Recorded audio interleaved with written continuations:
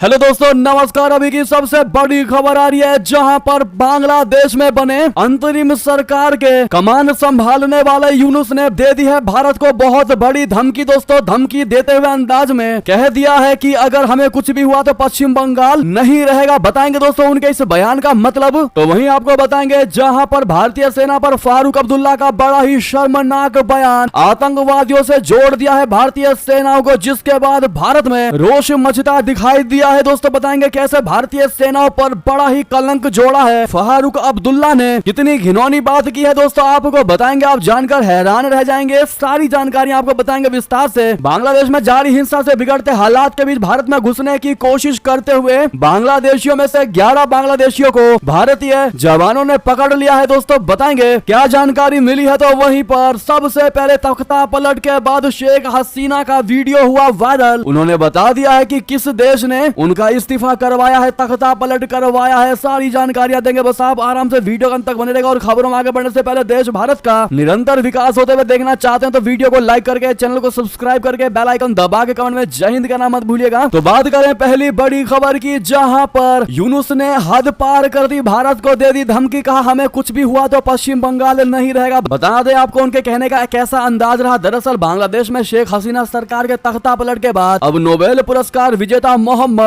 यूनुस के हाथ में अंतरिम सरकार की कमान है। इस दौरान देश में अल्पसंख्यकों पर हमले थमने का नाम नहीं ले रहे हैं। अलग अलग हिस्सों में हिंदुओं पर हमले की खबरें आ रही हैं। इस बीच अल्पसंख्यकों को सुरक्षा दे पाने में नाकाम यूनुस सरकार अब भारत को ही धमकी देने पर उतर आई है। अंतरिम सरकार के प्रमुख मोहम्मद यूनुस ने कहा है कि अगर बांग्लादेश में कुछ भी हुआ तो भारत का पश्चिम बंगाल इससे अछूता नहीं रहेगा। नोबेल शांति पुरस्कार विजेता मोहम्मद यूनुस ने अंतरिम सरकार का प्रमुख बनने के बाद एक इंटरव्यू दिया है। इस इंटरव्यू में उन्होंने धमकी भरे अंदाज में कहा है कि अगर बांग्लादेश में अस्थिरता आती है तो भारत का उत्तर पूर्व और पश्चिमी बंगाल में इससे बहुत ज्यादा प्रभावित रहेगा। बता दें कि 84 साल के यूनुस को शेख हसीना का कट्टर आलोचक माना जाता रहा है। यही वजह है कि जब हसीना पीएम पद छोड़कर देश से भागी तो प्रदर्शनकारी छात्रों ने यूनुस से अंतरिम सरकार का प्रमुख बनने की गुजारिश की, जिसे उन्होंने स्वीकार भी कर लिया। जी हाँ, अब ऐसे में जिस प्रकार से यूनुस ने भारत को यह धमकी भरे लहजे में, धमकी भरे अंदाज में ये बात कही है कि अगर बांग्लादेश में अस्थिरता आती है, अनस्टेबिलिटी आती है तो भारत का उत्तर पूर्व और पश्चिम बंगाल में इससे बहुत ज्यादा प्रभावित रहेगा। ऐसे में यूनुस द्वारा ये वाक्य को लेकर, उनके हद पार करने को लेकर आपकी क्या राय होगी दोस्तों? क्या जवाब देना चाहेंगे कमेंट में लिखकर अवश्य बताएगा और वीडियो को शेयर करना मत भूलिएगा अंत में। तो वहीं नेक्स्ट और बड़ी खबर बता दे, बड़ी ही शर्मनाक भाषा का इस्तेमाल किया है दोस्तों फारूक अब्दुल्ला ने। भारत की आन बान शान भारतीय सेना पर गंभीर आरोप, गंभीर कलंक वो बयान दिया है जिससे बुरा बयान कुछ भी नहीं हो सकता। जी हाँ दोस्तों, भारतीय सेना पर फारूक अब्दुल्ला ने कहा है कि भारतीय सेना आतंकियों से जुड़ी हुई है, मिली हुई है। जी हाँ, ये सब हमारी बर्बादी के लिए मिले हुए हैं। आपको बता दें, अपने बड़बोलेपन की वजह से कई बार विवादों में फंस चुके जम्मू कश्मीर के पूर्व सीएम फारूक अब्दुल्ला ने इस बार नया बखेड़ा खड़ा कर दिया है। उन्होंने प्रदेश को आतंकियों से बचाने के लिए तैनात सुरक्षा बलों पर आरोप लगाया है कि वे आतंकवादियों से मिले हुए हैं। एनसी नेता ने आरोप लगाया है कि भारतीय सेना के जवानों और आतंकवादियों के बीच गहरी मिलीभगत है। अब्दुल्ला ने सवाल उठाया है कि एलओसी पर जवानों की भारी तैनाती है, इसके बावजूद आतंकवादी घुसपैठ करने में सक्षम है। नया विवाद पैदा करते हुए फारूक अब्दुल्ला ने कहा कि आज की तारीख में हमारी सरहदों पर बड़े पैमाने पर सेना की तैनाती है, जो शायद दुनिया में सबसे बड़ी डिप्लॉयमेंट है। फिर भी आतंकवादी हमारे देश में घुसते हैं और मारकाट मचाकर चले जाते हैं। भारतीय सेना पर आरोप लगाते हुए एनसी नेता ने फारूक अब्दुल्ला ने कहा कि ये सब मिले हुए हैं, यानी सेना और आतंकवादी मिले हुए हैं, वे हमारी बर्बादी चाहते हैं, इसीलिए ये खेल खेल रहे हैं। ऐसे में भारतीय सेनाओं पर यह दाग जो लगाया है फारूक अब्दुल्ला ने, जो देश की रक्षा करने के लिए दिन रात एक करते हैं दोस्तों, जो सोते तक नहीं है, आंखें मल मल करके अपने देश को आतंकवादियों से बचाने की कोशिश करते हैं, अपने परिवारों के साथ सेक्रीफाइस करते हैं, बलिदान देते हैं अपने परिवार का, और आज उन्हीं की वजह से हम लोग देश में अच्छे से रह सकते हैं, देश में अच्छे से जी रहे हैं, जिंदगी जी रहे हैं। लेकिन कितने आसानी से फारूक अब्दुल्ला ने भारतीय सेनाओं पर जुबान से शर्मनाक बयान दे दिया। बहरहाल दोस्तों, इस पर आपकी राय तो बनती ही है। इस जवाब के लिए अगर आप भी मानते हैं फारूक अब्दुल्ला को भारतीय सेना से माफी मांगनी चाहिए तो ये बात कमेंट में जरूर कहिएगा। तो वहीं बता दें, बांग्लादेश में जारी हिंसा से बिगड़े हालात, भारत में घुसने की कोशिश करते 11 बांग्लादेशी को बीएसएफ ने पकड़ा। जी हाँ, बांग्लादेश में तख्ता पलट के बाद भी जारी हिंसा के बीच वहां के लोग पड़ोसी देश अपने भारत में घुसपैठ की कोशिश कर रहे हैं। इस बीच सीमा सुरक्षा बल बोले तो बीएसएफ ने पश्चिम बंगाल, त्रिपुरा और मेघालय की सीमाओं से भारत में घुसने की कोशिश करते 11 बांग्लादेशियों को गिरफ्तार किया है। बीएसएफ ने यह जानकारी दी। पड़ोसी देश बांग्लादेश में चल रहे राजनीतिक संकट के बीच भारत ने बांग्लादेश से लगी सभी सीमाओं पर सुरक्षा अलर्ट जारी कर दिया है। सेनाओं की संख्या सीमा को बॉर्डर पर बढ़ा दिया गया है केंद्र सरकार के द्वारा। तो वहीं आपको बता दें दोस्तों, कैसे बांग्लादेश से आते लोगों को समझाते दिखाई दिए हैं बीएसएफ के जवान, कह रहे हैं माफ कीजिए हम आपको अंदर आने नहीं दे सकते। जी हाँ, वाकई में ये खबर आपको उदास भी कर सकती है दोस्तों, कैसे अपनी जान बचाने के लिए ये भारतीय सीमा में घुसपैठ करने की कोशिश कर रहे हैं और कोई नहीं दोस्तों, ये बांग्लादेश के हिंदू समुदाय है, अल्पसंख्यक लोग हैं जो अपनी जान को बचाने के लिए, अपने परिवार के जान को बचाने के लिए भारतीय सीमा में घुसने की कोशिश कर रहे हैं और बीएसएफ के जवान उनको समझाने बुझाने की कोशिश कर रहे हैं कि माफ कीजिएगा हम आपको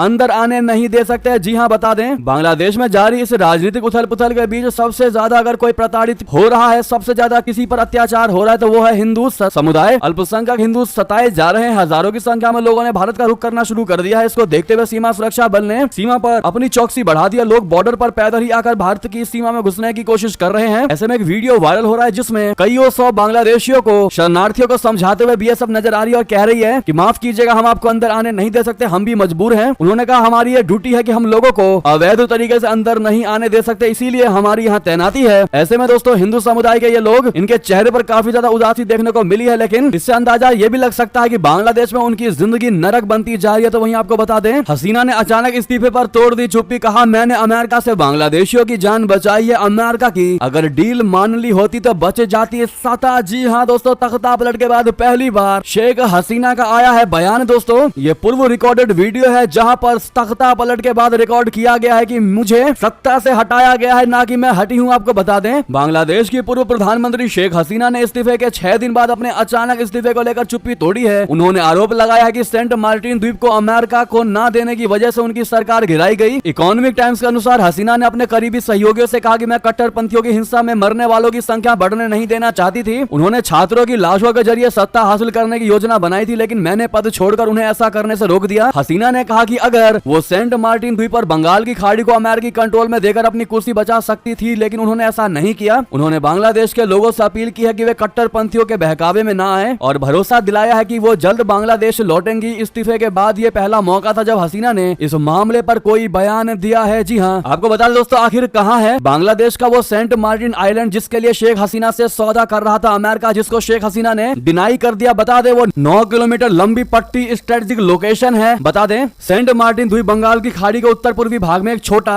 आइलैंड है जो कॉक्स बाजार टेकनाफ प्राय द्वीप के सिरे से लगभग 9 किलोमीटर दक्षिण में है और बांग्लादेश के सबसे दक्षिणी छोर का निर्माण करता है। हजारों साल पहले यह द्वीप टेकनाफ प्राय द्वीप का ही विस्तारित हिस्सा हुआ करता था। टेकनाफ प्राय द्वीप का कुछ हिस्सा बाद में जलमग्न हो गया और इस प्रकार का उसका सबसे दक्षिणी हिस्सा बांग्लादेश की मुख्य भूमि से अलग हो गया और ये एक द्वीप बन गया। इस द्वीप को सबसे पहले 18वीं शताब्दी में अरब के व्यापारियों ने बसाया था। उन्होंने इसका नाम जजीरा रखा था। इसी डील की बात कर रहा था अमेरिका, जिसको बांग्लादेश की शेख हसीना की सरकार ने डिनाई कर दिया। इसके बाद ये कहती नजर आई है बांग्लादेश की पूर्व प्रधानमंत्री कि अगर मैंने अमेरिका की बात मान ली होती तो आज मुझे इस्तीफा नहीं देना पड़ता, तख्ता पलट नहीं होता। तो दोस्तों वहीं आपको बता दें, माना यह भी जा रहा है कि चीन की तरफ झुकाव आने वाले समय में शेख हसीना का बढ़ता जा रहा था और यही बड़ा कारण हो सकता है, या यूं कहे दूसरा बड़ा कारण हो सकता है उनके तख्ता पलट का, इस्तीफे का। जी हाँ, हिंदुस्तान टाइम्स में छपी एक रिपोर्ट के मुताबिक बांग्लादेश के पूर्व पीएम शेख हसीना का चीन के प्रति झुकाव और पश्चिम के प्रति नापसंदगी उनके राजनीतिक पतन का कारण बनी है। तो वहीं बता दें, भारत और खासकर पीएम मोदी का धन्यवाद तारीफों के पुल बांध रहे चीन समर्थक मोहम्मद मुइजू मालदीव के साथ सुधरने लगे हैं। क्या संबंध? बता दें, मालदीव और भारत के बीच पिछले कुछ समय से तनाव देखा गया है, लेकिन संबंधों में एक बार फिर सुधार देखा जा रहा है। मालदीव के राष्ट्रपति मोहम्मद मुइजू ने भारत और प्रधानमंत्री नरेंद्र मोदी की तारीफ की है। मालदीव के राष्ट्रपति ने कहा कि हमेशा भारत एक करीबी सहयोगी और बहुमूल्य साझेदार रहा है तथा उनके देश को जब भी आवश्यकता पड़ी है तो भारत की ओर से सहायता प्रदान की गई। भारतीय विदेश मंत्री डॉक्टर जयशंकर जी की मालदीव यात्रा के दौरान राष्ट्रपति मुइजू के साथ मुलाकात हुई। जी हां, मुलाकात की तस्वीरें शेयर करते हुए राष्ट्रपति ने लिखा कि डॉक्टर जयशंकर जी से मिलकर खुशी हुई। आज मालदीव के 28 द्वीपों पर पानी और सीवरेज परियोजनाओं के आधिकारिक हस्तांतरण में उनके साथ शामिल होऊंगा। मैं हमेशा मालदीव का समर्थन करने के लिए भारत सरकार और खासकर प्रधानमंत्री नरेंद्र मोदी का धन्यवाद देता हूं। सुरक्षा, विकास और सांस्कृतिक आदान प्रदान में सहयोग के माध्यम से हमारे देशों को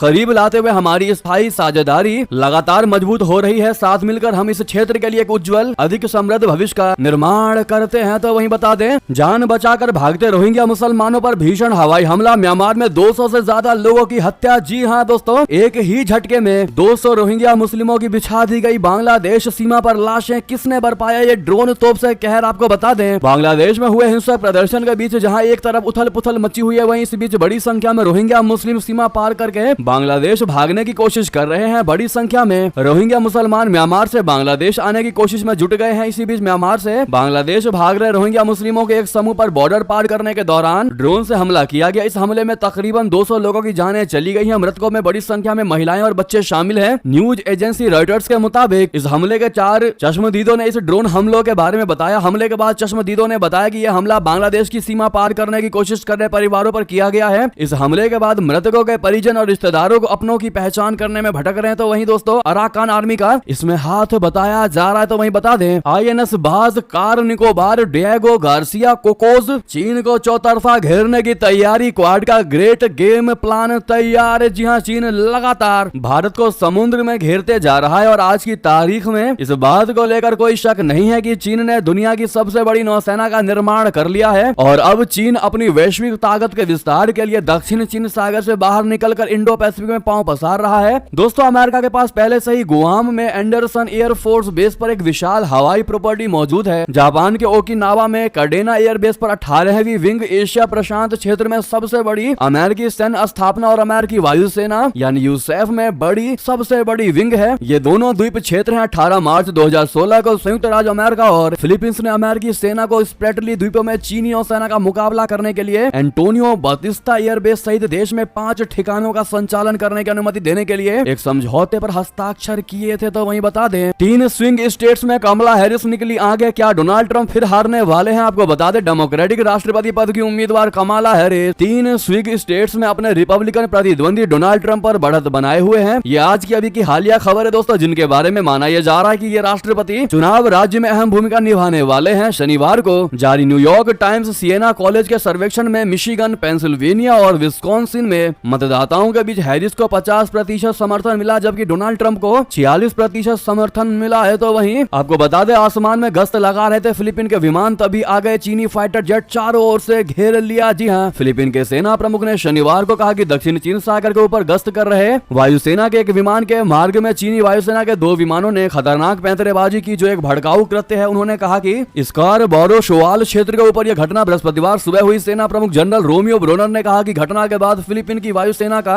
NC-212I हल्का परिवहन विमान क्लार्क एयरबेस पर सुरक्षित लौट आया था तथा उसमें सवार सभी लोग सुरक्षित थे। उन्होंने घटना के बारे में और अधिक विवरण नहीं दिया। तो वहीं बता दें उद्धव ठाकरे के घर मातोश्री के बाहर मुस्लिम समुदाय के लोगों का भारी जमावड़ा, सुरक्षा बढ़ा दी गई। दोस्तों क्या रहा वजह बता दें, देश भर में अभी वक्फ बोर्ड संशोधन बिल का मुद्दा गरमाया हुआ है। इस बीच महाराष्ट्र में शिवसेना यानी UBT प्रमुख उद्धव ठाकरे के घर मातोश्री के बाहर मुस्लिम समुदाय के लोगों का जमावड़ा लग गया है। बताया जा रहा है कि वक्फ बोर्ड संशोधन बिल के मुद्दे पर मुस्लिम समुदाय शिवसेना UBT प्रमुख उद्धव ठाकरे से मुलाकात करके बात करना चाहता है। बता दें कि गुरुवार को लोकसभा में केंद्र की मोदी सरकार ने वक्फ अमेंडमेंट बिल पेश किया। इस दौरान लोकसभा में विपक्षी सांसदों ने जोरदार हंगामा किया है। इस बिल को JPC में भेज दिया गया है। इससे पहले 9 अगस्त को AIMIM नेता वालिस पठान ने उद्धव ठाकरे के नेतृत्व वाले शिवसेना पर आरोप लगाया कि उन्होंने वक्फ बोर्ड संशोधन बिल पर मुस्लिम समुदाय के हितों की अनदेखी की है। तो वहीं बता दें महिला अपराधों के खिलाफ CM योगी जी का सख्त कदम, अधिकारियों को दे दिया अल्टीमेटम, नहीं सुधरे तो होगा तुम पर एक्शन। जी हाँ, मुख्यमंत्री योगी आदित्यनाथ जी ने महिलाओं और बच्चियों से संबंधित अपराधों के निस्तारण में हीला हवाली करने वाले अधिकारियों के खिलाफ कड़ा रुख अख्तियार किया है। उन्होंने नाराजगी जाहिर करते हुए लापरवाही पर अधिकारियों को कड़ी फटकार लगाई है। साथ ही सुधार लाने के निर्देश दिए गए हैं। माना यह जा रहा है कि CM योगी जी का अल्टीमेटम के बाद भी सुधार न होने पर कई अधिकारियों पर गाज गिर सकती है। वैसे तो उत्तर प्रदेश महिलाओं और बच्चों से संबंधित अपराधों के निस्तारण में देश में पहले स्थान पर है। बावजूद इसके प्रदेश के कई जिलों का महिला संबंधित अपराधों के निस्तारण का रेशियो मुख्यमंत्री योगी आदित्यनाथ की अपेक्षा के अनुरूप नहीं है और यही वजह है कि योगी जी ने अब इस पर सख्त एक्शन लेते हुए अधिकारियों को बड़ा अल्टीमेटम दे दिया। ऐसे में दोस्तों ये थी कि सारी बड़ी खबरें। आपको हमारी खबर कैसी लगी? आशा करता हूँ बहुत अच्छी लगी होगी। थोड़ी भी अच्छी लगी है तो इस वीडियो को लाइक करके, चैनल को सब्सक्राइब करके, बेल आइकन दबा के कमेंट में जय हिंद कहना मत भूलिएगा। मिलता अगली बड़ी खबर में। यहाँ तक बने रहने के लिए आप सभी का बहुत बहुत धन्यवाद। दोस्तों वीडियो को शेयर करना किसी भी हालत में मत भूलिएगा आप लोग। जय हिंद, जय भारत।